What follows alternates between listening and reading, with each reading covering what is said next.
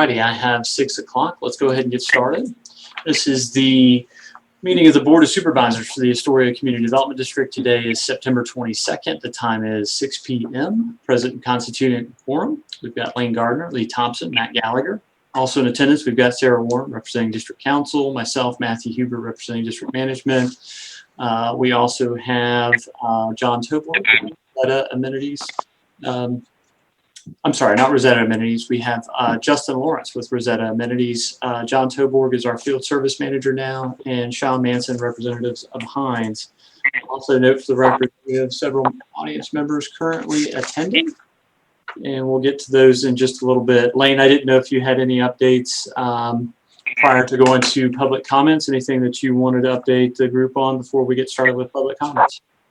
One, I want to welcome Justin to the team. Thank you for being here in the community, and thanks for reaching out to me to introduce yourself. So welcome aboard, and we look forward to working with you as we refine the work we're doing at the Amenity Center. So glad to have you, and welcome. And then I think everybody knows tonight a big part of the meeting is talking about the landscape RFP and the timing of that. So Matt, I want to better understand kind of timing to get that out and through it. And I know you and Sarah and Sean have gone through it as well. So other than that, a fairly light meeting, and welcome any other comments.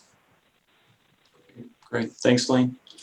All right, as we've done in the past, I want to go one by one and ask if you have any comments for the board, and then we'll put you back on mute and we'll move ahead. So we'll start with Donald. Donald, I'll unmute you on my end. You may need to unmute yourself.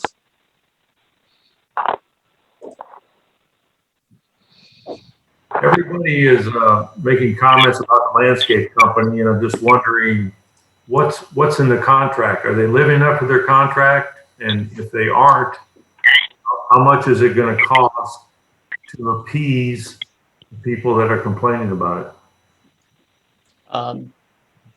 I think that's part of what the chairman just addressed, that we'll be spending a majority of tonight's meeting on the review and the process by which the CDD is going to undertake, which is to go out for proposals for landscape. And so that'll be discussed here at length a little further on when we get into the meat of the meeting. Okay. All righty. So as we move forward, let's see. Matt Kettlewell. You can hear me. How do you mute status? Yes. Any comments for the board, Matt? Oh, I just got in. Yeah, my comments are just about the bike paths. Okay. What comments? If these are going to be completed. I heard a couple people had said that they were supposed to be completed a couple years ago or whatnot, and we'll update that during the course of the meeting. Okay. Okay. Anything else, sir? Just that. Okay. Thank you for joining. Bryson's iPad. Bryson, if you have any comments for the board, you want to unmute yourself?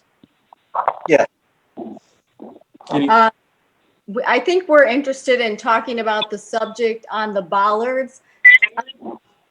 I know I got an email back today saying that they were selected by the residents. I'm a resident in here. That's the first I heard about it, is when I saw them with my own eyes. I have to live and look at these bollards on this bridge. I'm very unhappy with the choice that was selected. If you deemed it necessary with maybe 20 golf carts in this community, you know, we should have had an opportunity to voice our opinion on the selection of the materials used. I'm very displeased that it wasn't brought up that this was going to be installed. I think there's 5 within the community. They're all cheap yellow. They're falling out of the ground. And I want to know who decided to do this. And I wanted to add something on that. One of the bollards is a part of a bridge across the pond right there near the community clubhouse and the entrance.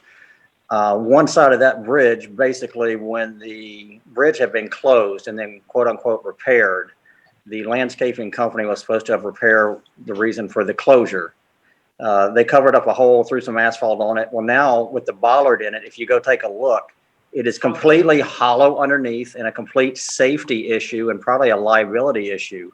The bollard's not even connected to anything. It's completely out. There's no actual landfill material underneath that section of the bridge that's been asphalted over. I actually, before the landscaping crew actually came out there and filled in the side, I actually went down there and stuck my phone in it and look, and it is completely hollow underneath. And if I'm glad that the golf carts are not supposed to go across it, but if there's any heavy weight going across it, there's going to be an issue with a cave-in. Okay, we'll address that later on in the meeting. Thank you for your comments. Anything else at this time? All right. Let's see. Mr. Penning, Glenn Penning, if you've got any comments, you want to unmute. And for those of you that have called into the meeting, *6 gets you unmuted if you're doing it from your phone. Matt, were you calling on me? I'm sorry. It was my phone was talking also. Yeah. Yes, sir. That was me asking if you had comments at this time. Yeah, I do. I actually have three. Number one, I've addressed this board over the past year concerning the overcharges and underperformed contracted services from the landscape vendor. I've documented over $10,000 in charges. Number one, has this money been paid back? Number two, if not, has legal counsel checked into recovering these funds from Rosetta, as they are the responsible party for checking the accuracy of the bills prior to board approval, and they are responsible to manage the contracts? That's number one. Number two, as I've made the board aware of, Rosetta Management Company and Amenity Services Company received taxpayer funds from the Federal Paycheck Protection Program, while at the same time charging the CDD among other CDDs. Same employees and services.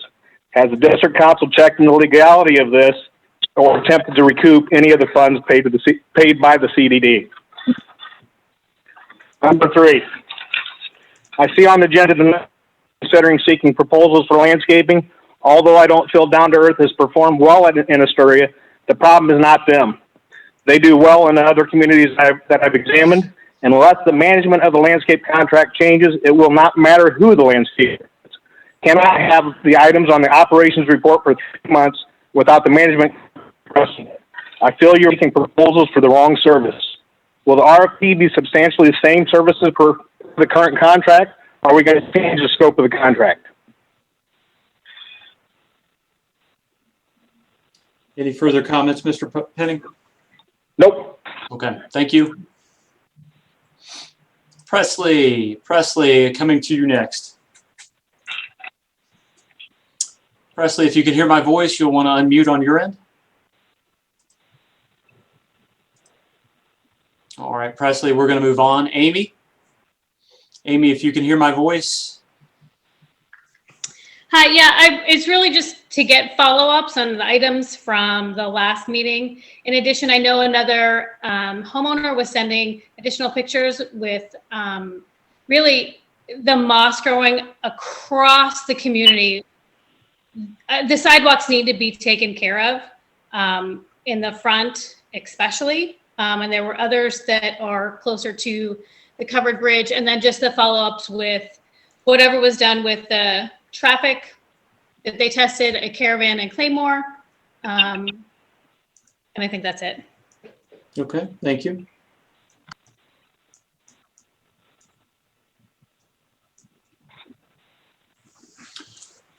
All righty, Brian Stevenson. Brian, if you can hear my voice, you want to unmute.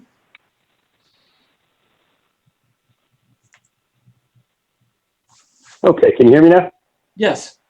Okay. Yeah, this is my first meeting here, so thank you.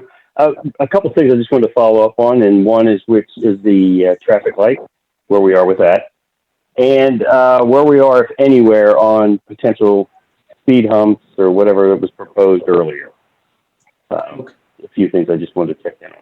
All right, we'll circle back with you in a bit after we get to it in the meeting. Thank you. Thank you. All righty.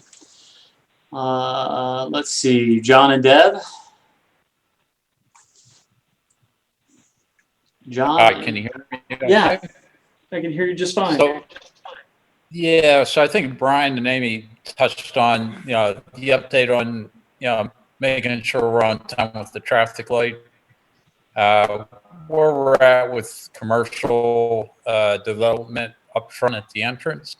And then thirdly, just want to get a feel for where we're at with the aquatic company taking care of the ponds. We literally have grass islands on the ponds now. So those are the three main things I'm looking at. Okay. Thank you. Anything else? Yeah, just, I know we're going to talk about landscape, and obviously it's been an issue on a number of these meetings. So, and it's our largest expenditure as a community. So hopefully we'll get some good news as to where we're at and making sure they're living up to what they are being paid to do. So, Okay. Thank you. Thank you, sir. Thank you. Jonathan Teets. Good evening. How you guys doing? Doing well. I realized I had been on the agenda for the prior meeting in August and was unable to make it due to a scheduling conflict. I did have a presentation prepared regarding renaming the dog park. If you guys wanted to add that to the agenda tonight, or we can wait for a later date, I would, be okay with the board's agreement on that. Otherwise, just wanted to echo the concerns by other residents, specifically about the bridge and its structural integrity. It is a safety issue, like another resident said. Would highly recommend that we move quickly to make repairs there, as well as I've been notified by other residents that we have similar issues with the paving, with the pavers at the pool, and it looks like those as well are safety issues. I had a resident say that she was concerned about the structural integrity of one of the lights where the holes were occurring. So I don't want it to get to a point where it is even more costly to make the repairs if it was to have to wait for additional funding.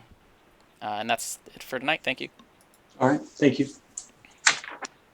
Let's see. Who's next? Karen Betts. Yes, thank you. It's my first time at this meeting, and I'd just like to echo what everyone else has brought up to this point, specifically interested in landscaping, additional homes, what's happening to the space in the front as well. So I'm going to let you keep going. Okay, thank you. Let's see, Ryan DeSalt. Everything that I have questions on has already been answered, so I'll let you continue to move forward. Okay, thank you, Ryan. Julianne Jameson. Hey there, all said. Yeah, it's already been asked. Okay, thank you. Gerald McLean. Gerald, if you can hear my voice, you'll need to unmute on your end. Hi. Hi. This is my first meeting, and I'm just here to listen in. Okay. All the things that have been said so far, I've noticed a few of them myself. Okay. So thank you. Thank you. Patricia. Same as everybody else, just the same updates with the landscaping and the sidewalks, that sort of thing. Okay. Traffic light. So. Thank you. Sure. Thank you.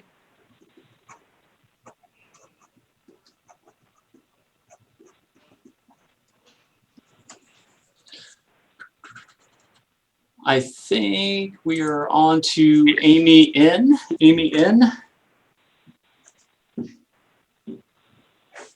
Everything that I was inquiring about has already been addressed as well. Okay, thank you. Thank you.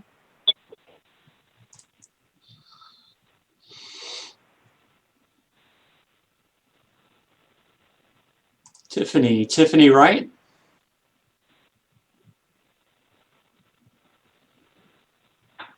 Tiffany Wright, if you can hear my voice, you'll need to unmute yourself. Reminder, if you're calling in, it's *6 from your phone. All right, Tiffany, we're going to move on. Rebecca Reynolds. Rebecca, you'll need to unmute from your end.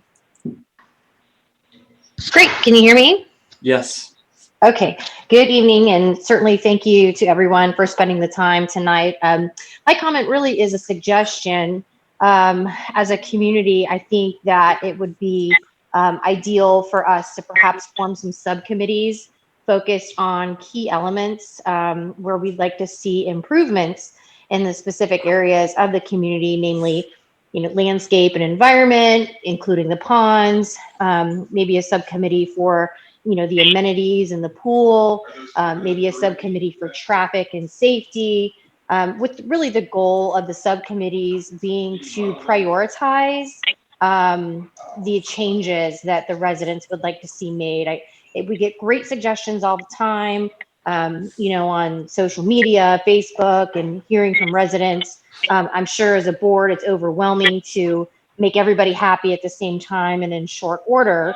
So I think it would, at some point, be wise for us to form some subcommittees and really prioritize the things we'd like to see get done. Okay, thank you. Thank you. Anything else, Rebecca? Nope, that's it. Thank you. All right, great, thanks. All righty, Ashley McWilliams. You'll need to unmute.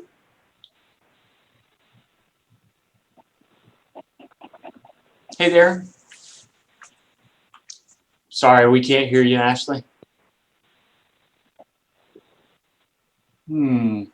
Shows unmuted on my end, yeah.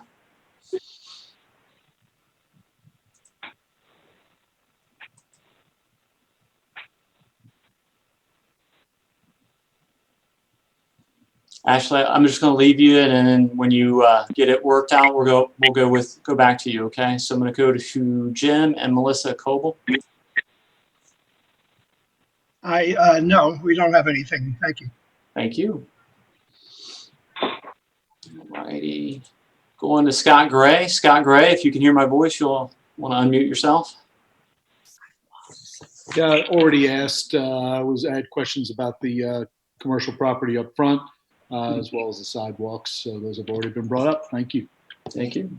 I'm sorry, on top of sidewalks, the sidewalks connecting like outside of the property too. Is there going to be sidewalks down 54 connecting us to Gunn? I mean, what are the plans? I know you guys sometimes have more information than we have.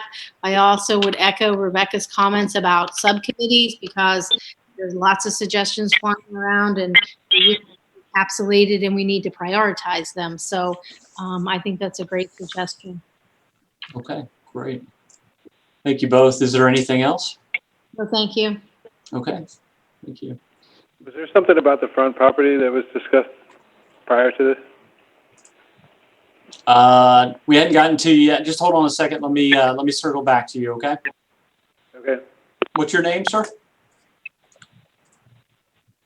John. Yeah. What's your name? John. John. What's your last name? Kaye. I didn't hear you. I'm sorry, John. Kaye. I'm going to go with my best guess. Thanks, John. I'll circle back to you in just a second. Okay. Okay. All righty. So going through my list, Jim. Let's see. I believe Mr. Diva, you are next. If you would have any comments, you'll need to unmute yourself. Hi there. Hello. Yes, Mr. Diva. Yes, I am just listening. Okay. Thank you for attending. Thank you. Thank you. Okay. Sydney. Hello. No, no comments at this time. Thank you. Okay. Thank you. All right. Let's see. Drew Val. We're here. Okay. We're here. Did you guys have any comments for the board? Yeah. Not yet. Okay. Thank you all for being here. Let's see. Alex Schumacher. Alex Schumacher. Hi there. No comment at this time. Thank you. Kevin Miller. Hi, nothing to add at this time. Thank you. Alana Blake. I will only comment when we get to the pond. Nothing for now. Okay. Thank you. Thank you. Denise Greco. Yes, hi. I have a couple of questions. Now that the community is nearly built out and residents will start taking over board seats, how will requests for things that could impact our CDD fees be handled? Like, would all the residents be surveyed to see how the majority feels about a certain request? That's one question. And the second one is a follow-up actually to an email, Matt. I was wondering if there's going to be a POA, the annual budget meeting next month before the CDD meeting. I never got a reply from Jacqueline or Regina. All righty, I'll circle back and ask them. All right, thanks, Denise. Ryan, going to Ryan next. Ryan, can you hear me? Ryan? All right, Ryan, I can't hear anything from this end, so I'm going to move on. Michael Press, Mr. Press? Good evening. Just a couple of quick questions. Could we get an update on the status of the enforcement monitoring in our neighborhood? I know that was going to be looked into after the last meeting to see when we can get on the, I guess, local. Sorry, Mr. Press, I'm having a difficult time hearing you. There's a lot of background noise. Enforcement, I think you're talking about the traffic. Is that the traffic agreement with Pasco County? Is that what you're talking about? Okay. Yeah, we can get an update for you. Anything else? The only other thing, just a general question. I'm kind of curious if you guys can give the group an update on what other properties that Rosetta is responsible for managing in the area, and what kind of feedback you can give us on those properties, whether it's positive or negative. Sure. Anything else? That's it. Okay, thank you. All righty, so that was Michael Press. I think in line here, Maria Thornall. Maria, if you can hear my voice, you'll need to unmute. Ashley, I see you. We'll come back to you in just a bit, okay? Maria? Maria, can you hear me? All right, Maria, I see that you're unmuted, but I can't hear anything from this end.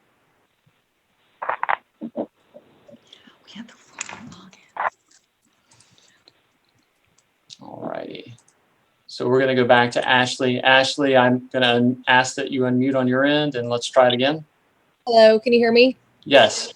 Hello. I am not sure exactly what's been covered and what hasn't, so you can stop me if it has.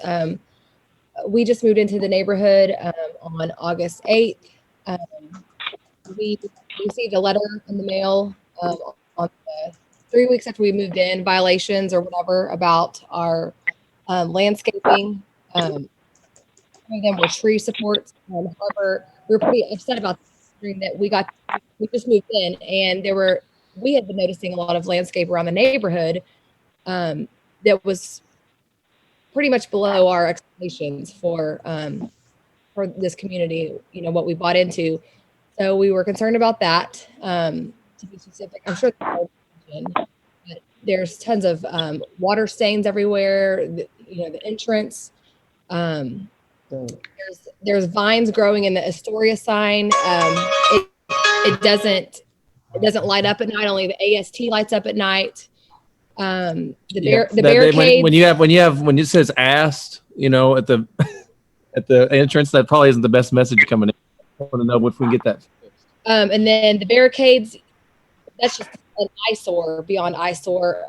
Sometimes it's hard to get through because they're pushed over into the light. I mean, anyway, that's a concern. And then the pond, I don't know if you guys have addressed those. And then my other question was about the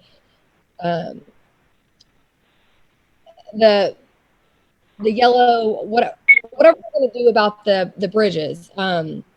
the yellow posts that are blocking the bridges. Is Or that no- because the bridges are unsafe or for that weight, or they wanted to make that pedestrian only? We're new, so we don't know. We're just asking. We wanna- Sure. Well, I tell you what, you guys have just a litany of questions. We'll cover those towards the end of the meeting.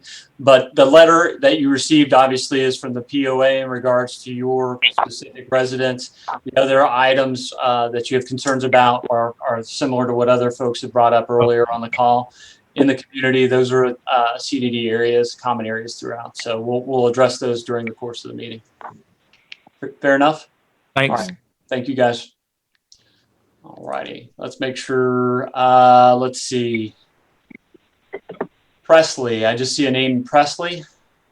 Presley, if you can hear my voice and you've called in, *6, or if you're able to unmute yourself, do you have any comments for the board? All right, hearing none, we're going to go to Vanessa. Vanessa?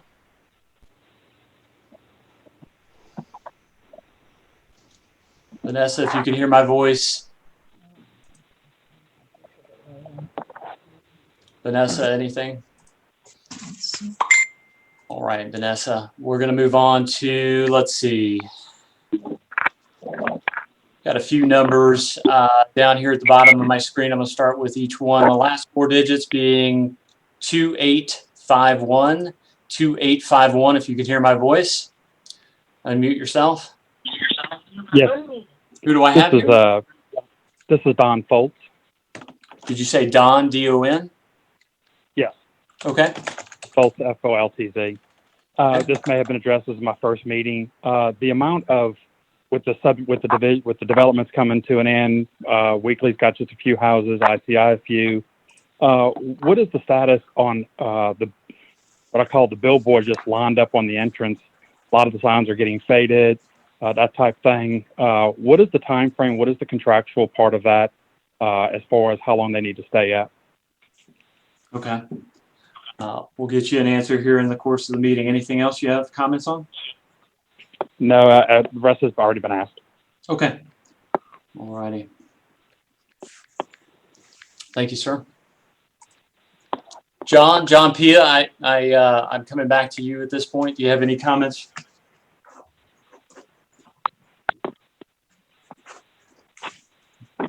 Nothing from John. He's back on mute. Okay. So let's see. Aaron Frazier. Aaron? I think it was kind of already covered already with the bridge, kind of the poles, and then the concern of like it looks like kind of like a sinkhole and kind of unsafe at one end, and then and then the front entrance sign. Those are really the two things that I had, and that's it. Okay, thank you, Aaron. Did you call for John? You skipped over me. No, I did. I called for you, but there was nothing there. What do you? What's your comment, sir? I think it's almost echoing like everybody else's, like Ashley. I heard there's some rumors that we're going to get charged 10% more on the CDD.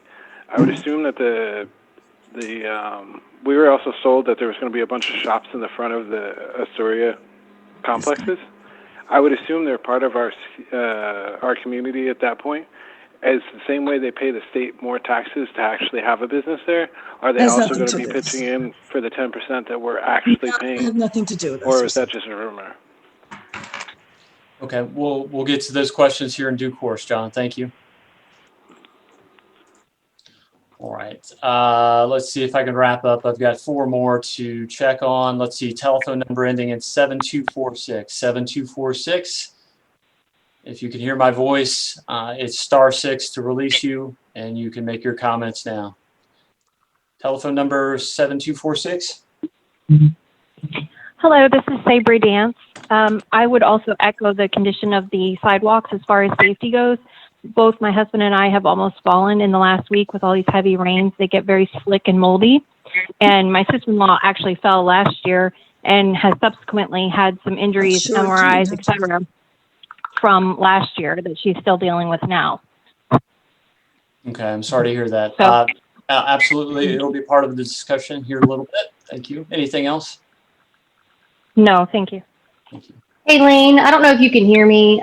This is Rebecca again, but can anyone who's not speaking make sure you're on mute, because we hear some talking over there's some comments going on with some of the folks that are speaking, and I just want to remind everybody, let's make sure we're, considerate of others, and everybody's opinion matters. But let's just make sure everybody's on mute if you're not speaking. That way we don't hear your opinions on other people's comments. So thank you. I'll go on mute. Thanks, Rebecca. All righty. Telephone number ending in 2863. 2863. You're able to press *6 and unmute yourself. Telephone number ending in 2863. If you can hear my voice, *6 unmute you. All righty, hearing nothing, we're going to move on. Telephone number ending in 9768. 9768. 9768. If you could hear my voice, *6 releases you. And if you would like to make any comments, now is the time. All right, hearing nothing. Just again, we can still hear people, so maybe if everybody can mute, or can't you mute everybody until there's time to talk? I can, but unfortunately, if I mute everybody, then they have problems or difficulties unmuting themselves going forward. So we're going on the honor system. If you're calling in and you don't have a comment, like everyone has said, please place yourself on mute. And we'll move through here the last few people we have. Let's see, number ending in 8634. 8634. 8634. 8634. You can hear my voice. It's *6 again. Unmute yourself. 8634. There you go. Who do we have? It's Kimberly Court, and I don't have any comments. Thank you, Kimberly. All righty, let's see. Ariana Lee Fisher, if you can hear my voice, you'll need to unmute yourself. Hi, no comments. Okay, great. Thank you. Elizabeth's iPhone. Elizabeth's iPhone, if you can hear my voice, *6. No comment. Great. Thank you. All righty. Donald. I already went to Donald. Just checking, make sure there isn't anyone new that's popped up. Let's see. I believe I have covered everyone with their opportunity to make their comments. All righty. So we're going to address those in due course of the meeting. We have a few things on the agenda we need to get to first. One under business items, board members, is the establishment of an audit committee. We need an authorization from this board to allow the audit committee to commence at our next regularly scheduled meeting. And the meeting that we plan to hold our first audit committee will be the October 27th meeting at 1 p.m. So just a motion to seat the whole board as the audit committee, and we'll conduct the first audit committee meeting there at the October meeting and the second one thereafter, and potentially have proposals for the audit committee to review, and then for the board to subsequently approve it and set up a new auditor. So just looking for a motion by a board member to authorize the advertising of the first audit committee and setting the whole board as the audit committee. And Matt, remind me, is that how we did it last year to seat the board? Yes, sir. And it prevents any issues with quorum. So if you seat the whole board as the audit committee, then okay. I'll move to seat the board as the audit committee. Okay. Motion by Lane. I'll second. Second by Lane. All those in favor? Aye. Any opposed? Aye. Motion carries, and we'll move forward as such. Next up on the agenda is consideration of the landscape RFP. And Lane, I didn't know if you want to kind of start off with the discussion. We do have John Toborg here. Sarah and I have discussed a little bit about some points that we probably want to review in the scope. But yes, to answer some folks' questions, the scope is intended to be adjusted with the same things that we've received, or the districts received benefit from in the past, along with some additional reporting requirements. So Lane, I don't know how you wanted to tackle this subject tonight. If you've got any thoughts, I'll defer to you. Yeah, well, first of all, I want to thank everybody for comments on landscaping. This has been for the newcomers on the call, this has been a topic that's been discussed quite a bit, ongoing. And as some of you may know, we've had turnover in the landscaping team over time. And it's my opinion, mine alone, that we've started to experience a pretty severe decline in quality of service that we're getting. There are a few other issues that Mr. Penning pointed out. Are we getting the services that we're paying for? A few others pointed out that we've been looking for a way to address in the contract. So as part of this, we do believe, or I made the suggestion at the last meeting, that I think the way to approach this is to move forward and send out an RFP for services to go out and seek proposals from other landscape providers. So these would be, there's a very formal process that the CDD has to go through for competitive bid. They would make price proposals as far as the services, and there's an RFP that the staff has put together. I believe Matt Huber and then Sarah has reviewed. John Toberg, our landscape expert, has reviewed as well, that is going to be proposed at this meeting. I've got a number of questions about that, but Matt, maybe you want to walk us through kind of the general, Matt or Sarah or John, the general format of the proposal and how the process works, and then I've got a number of questions about it. Sure. I think, it's probably better to have John sort of walk the board through this at this point. Okay, can everyone hear me? Okay. Typically, we would start off with a formal RFP. It does begin with the advertisement in the paper. Once you begin to reach a certain threshold of dollar amount of the contract, which is $195,000, does require a formal request for proposals to be advertised in local papers. Tonight, I don't want to start it now, but I do have a preliminary timeline that we could review, and that is always up for change too. Once we get the advertisement put in the paper, within about a 10-day period, a week to 10 days, we do conduct a mandatory pre-bid meeting, and that would be conducted at the property. At that point in time, if there are gated areas, which there are not here, we would set up a code, for the landscapers to be able to visit the sites and do their field measurements. Shortly thereafter, the mandatory pre-bid, it is mandatory attendance in order to be able to turn in a proposal. Within about a week to 10 days after the mandatory pre-bid, there is a question and answer period, and all of the vendors who did attend the mandatory pre-bid have a chance to send email questions to myself. And then on the day after deadline for questions, an addendum is sent out with answers to all of those questions. And the addendum is sent out to everybody, whether they asked a question or not. They all get the same information. Shortly thereafter, then, we would have a bid date due. And we would have that due here in our office, and we would have a public bid opening where the bids are open and read aloud and recorded. And that's when the real work on my part really begins, because then I break all the bids down and I create a couple different summaries in order to aid the board to evaluate and score each of the bidders up to 100 points. And so what I do is I create a breakdown summary side by side, so you can all see it on a chart without having to flip through all of the different proposals. And then I'll even break down the fertilizer that all of the bidders have proposed. We give them the spec on how to schedule the fertilizing, and that's based on Green Industry's best management practices. But then I give it a side by side so you all can see it in order to aid in your evaluation. Approximately then 2 weeks after that, the day after, actually, hopefully in one day, my summaries will be completed and I will prepare a individual packet for each board member. We typically would UPS those to your homes, and you have about a 10-day period to conduct your evaluation and call their references that they must provide in their proposals.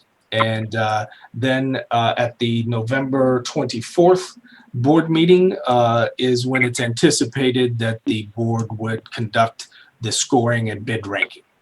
And at that point, then discussion ensues.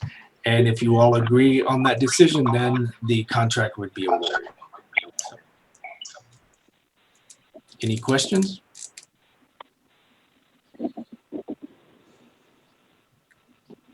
John, you have a standardized scope of work that you give out, and they all have to follow that same guidelines, same specs, everything, right? Yes, sir. We break our scope of services down typically into 6 parts.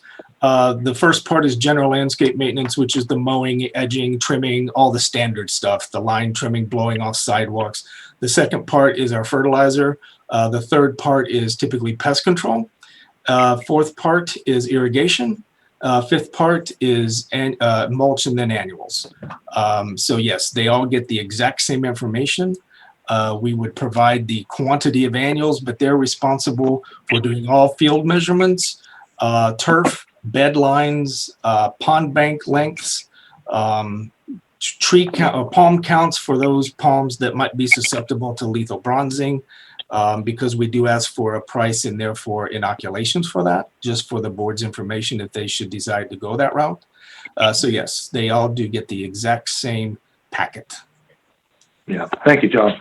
You're welcome. So, John, I've got a question. There was some discussion about the inside of the community. The original RFP that went out was maybe Rosetta wasn't on board at that point in time, or maybe they were. There's been some changes. I know you're fairly new to our team. Is this RFP format, is it consistent with an RFP format that you use in other districts for landscape maintenance? It sure is, yes. The what we do is of course, every community has its own uniqueness. Some communities have trails, some don't, and some have very specific instructions. For instance, some CDDs love to have their Spanish moss removed off all trees. Some want all the wetlands cut back as far as possible legally to keep the trails, or not the trails so much, but the areas next to trails, the turf. So yes, it's very consistent with all others. And has there been any significant scope added to this or removed it from the current scope that we have, or is it just more detail? Well, I think this is much more black and white, frankly. There's a little gray area in this. The only gray area you might consider is we do give them like I said, the best management practices for fertilizer guidelines, but based on the soil test that they conduct prior to them taking over the property, they will adjust their fertilizer formulas based on those soil tests. So that's really the only thing that might have some fluctuation. Okay. And one of the issues that we dealt with before that was somewhat of a gray area, or maybe it wasn't a gray area, and Sarah, you can chime in here. I know we were looking at a potential contract amendment with our existing provider for credits for services that were not performed. And so, for instance, if they're supposed to mow a certain number of times in a certain area and they can't perform that service for whatever reason, inclement weather, staffing, whatever, then the district should get a credit. Is that addressed in this form? If it's not specifically, we have added that language in a couple different areas, actually. Clearly, conduct a monthly field inspection and basically listing deficient items. And in those areas, their response back to us, which we should receive within 7 days, provides a timeline to make any of those corrections. Not that everything has to be corrected within that 7 days, but a timeline has to be provided. If they do not meet their own timeline and it cannot exceed 2 months, then we can hire someone else to do that work and hold the money out.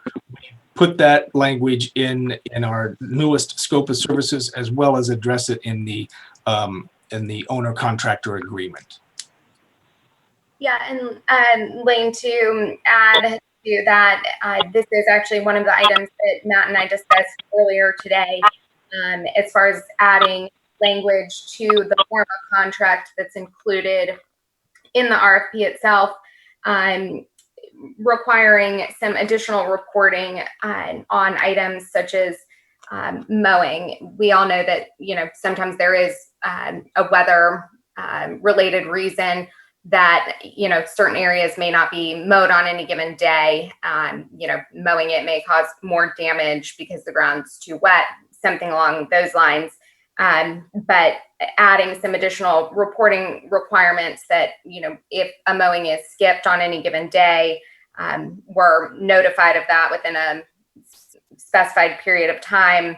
And given the exact reason that service was not provided on that date as scheduled, as well as identifying exactly, when they are proposing to make up that service.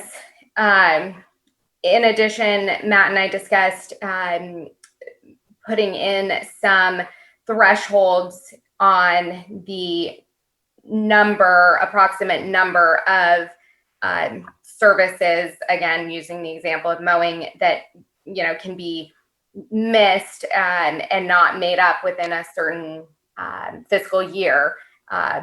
And to the extent that more than that are missed in a fiscal year, we can then begin prorating those services and withholding that payment. Yeah, I think, or go ahead. I'm sorry, Sarah. I think that's it for now. Yeah, I went through it, and I know there's some certain fill in the blanks about the number of times that we want to replace annuals a year, and some of the things you highlighted regarding irrigation repairs, and some of the things we've dealt with issues on that before that seem to be needed clarification. But John, your comment about a couple weeks or a couple months, I think one of the biggest frustrations I have, and I'm hearing from the community, is the lack of responsiveness, and potentially it's how do we manage the landscaper on a more frequent basis to make sure that these services are being provided. And Sarah, you beat me to the punch a little bit, but what I would suggest, and I think this is going to need some work, and to make sure we can do this in a way that works for everybody, but I think there needs to be weekly accountability written into this, such that there's a checklist at the amenity center, and our amenity manager, that needs to be one of the new job responsibilities of that role, that it should be the landscaper's responsibility to come check in when he's done the weekly duties that they've been assigned, so that we know for sure whether they're done, and the amenity manager can go out in the field and confirm whether it has or hasn't been done. And then if it hasn't been, I don't want to wait a month or 2 months or whatever to get a credit. I understand that there's rain and that shift schedules around, but at some point, if they've missed week after week after week or multiple weeks, they won't be able to catch up because there aren't enough weeks left. So I think we've got to address that situation. I think Mr. Penning raised an interesting comment just about the overall management of this, and is this a management issue versus a landscape issue? I want to raise with the other board members, Lee and Matt, that are on the phone. How do you feel about that? Is this something we need to address with more hands-on management on a weekly basis, or do you feel like we should continue with the RFP? I'm the one that made the suggestion for the RFP because some of the quality issues that I've seen. I'm concerned our current landscaper is not providing enough resources to the teams in the field to meet our needs. So I'd be interested in Lee's comments and Matt Gallagher's comments on, you feel like this is a management issue and we should require more weekly management of this to see if it improves, or should we go forward with the RFP? This is Lee. I'd go ahead with the RFP with the caveat that particularly when they're starting, that management watch them very closely for the first few months, say the first quarter anyway. Matt Gallagher, you on?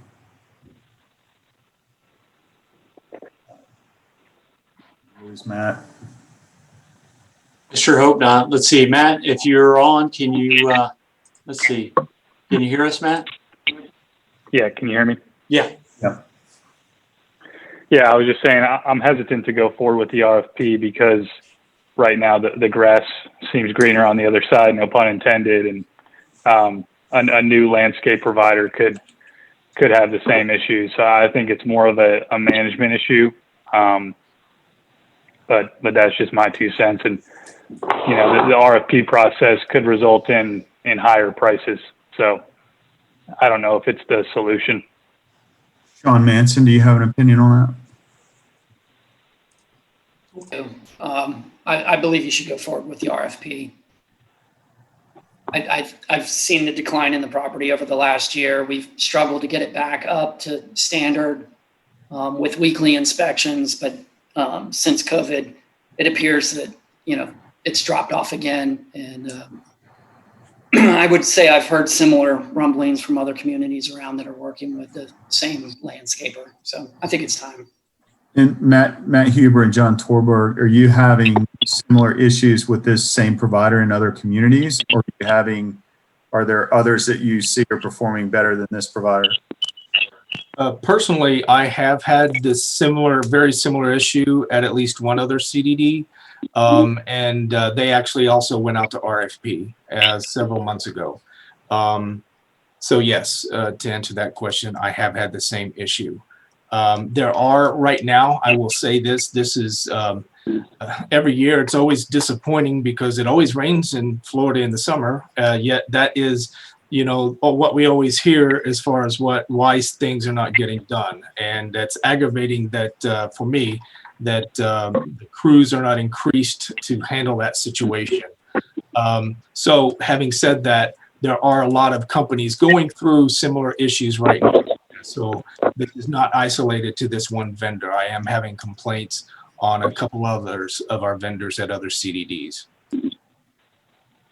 Lane, I would agree with John Toborg. There's been at least one other community that I have managed that has gone through the same process with your current vendor. Twofold though, that I've said this publicly, that there isn't the perfect landscaper out there. There isn't that one magic bullet where you could pull the trigger and get this XYZ company in to do anything and everything. So Well, right, and I've said this before. I mean, we had a different team and staff with the same provider that did a fantastic job, and when the key team member left, the services went downhill. And so I hate to say that, but I think that's the reality of what we're facing. So let me ask another question. Let's say we go out to RFP and we get pricing back for the same scope that's materially higher than what's in our budget. At that point, do we have the ability to refine the scope, or what are our options at that point? The board can reject all bids and issue a new RFP with a reduced scope. Alternatively, the board can elect to continue with the current service provider and not terminate that contract. And so, John and Matt, how many other CDDs have you done RFPs for recently, and have you gotten a good response? I'm not asking for pricing because I don't know what the scope would be like, and it's not apples to apples, but are you getting interested bidders that are responding to these? Or Yes. In fact, this is, I've got one going simultaneously with this one. We just had last week we had a mandatory pre-bid down in the Apollo Beach Balm area. And I believe Brian said that between 15 and 20 vendors actually showed up. And so I think we had ended up putting out 15 flash drives with the RFP on it. So yes, there's quite a bit of interest. I'm having another mandatory pre-bid tomorrow, so I can give you some updated information after that one. So yes, there is a lot of interest in the vendors bidding these jobs. Okay, great. Those are all the questions I have. I want to give Lee and Matt an opportunity to ask any other further questions, or Sean as well.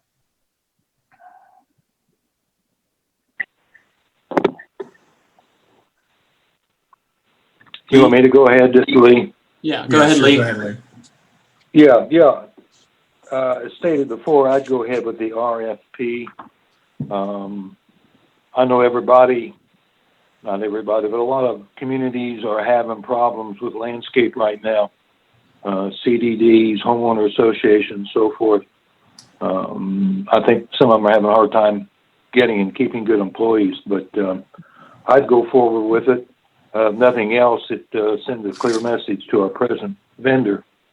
And I think we might be able to better ourselves. Great. Yeah, this is Matt here. No further comment. Thanks, Matt. No real comments other than John, in the scope of work, please include the palm inoculations because we do currently have the palms around the pool set up that way. Also, I would ask that you keep in the scope or add to the scope the trimming of the palm fronds. That's always been an issue, and the seed palm pods with the date palms. Right.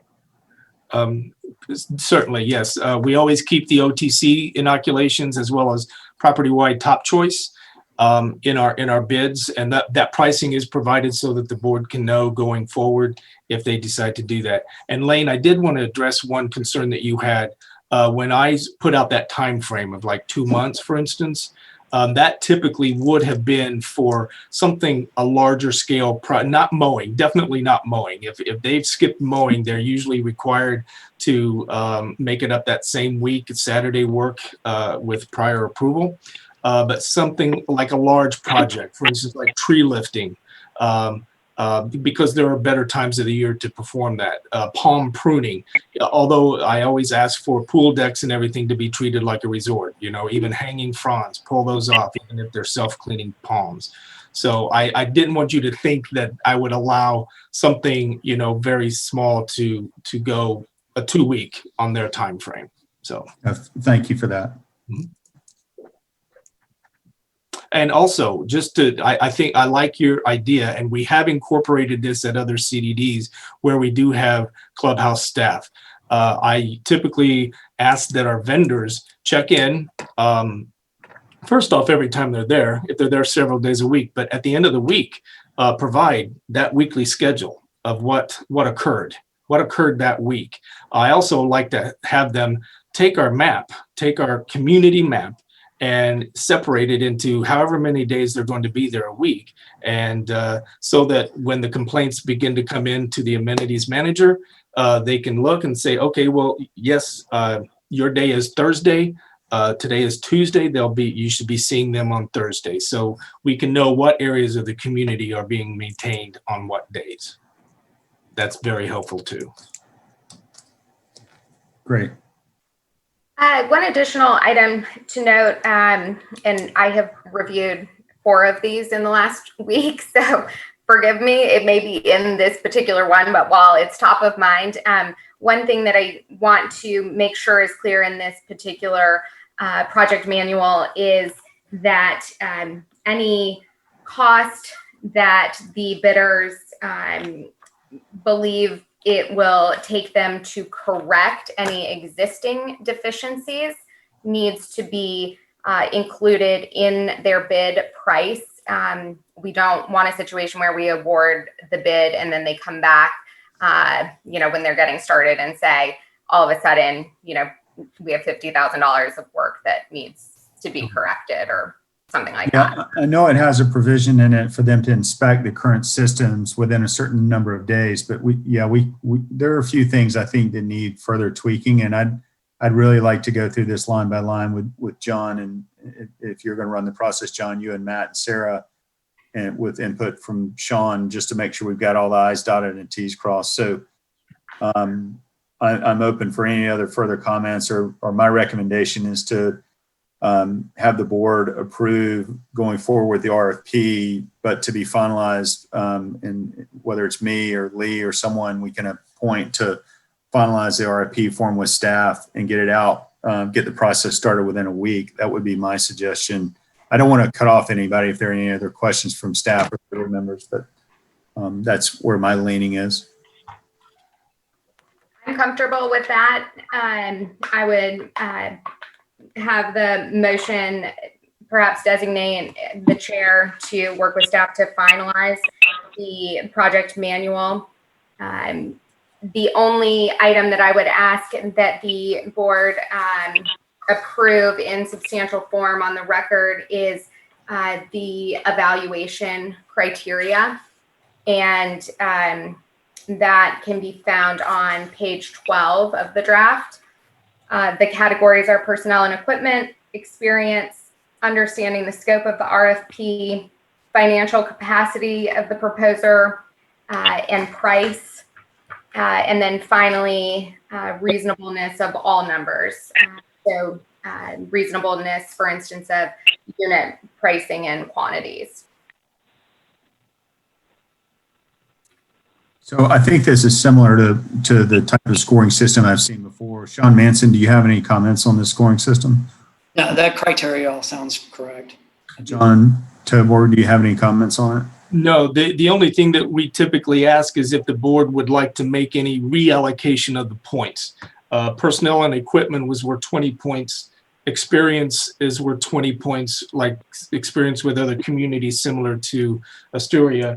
Understanding the scope is worth 15 points and financial capacity is 5. The price category is 25 and the reasonableness of all numbers is 15. A lot of boards go back and forth on how much they want to award in the price category because whoever does come in low on the parts 1 through 4 of our scope of service, they will get the full point allocation for that category. So Lee, do you have any comments, or Matt Gallagher, do you have any comments? No, that sounds familiar. Ones I've dealt with in the past.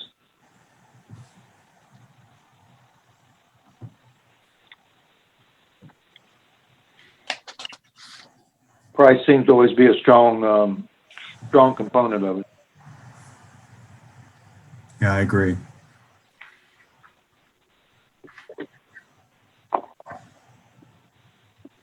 So I'll make the motion that we move forward with the RFP and ask that the board approve the staff to work with me to finalize it and complete it within a week of today's date.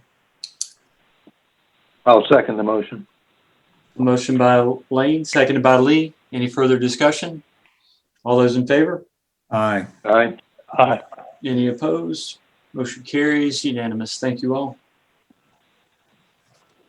Any further wrap up or anything, John, that you need?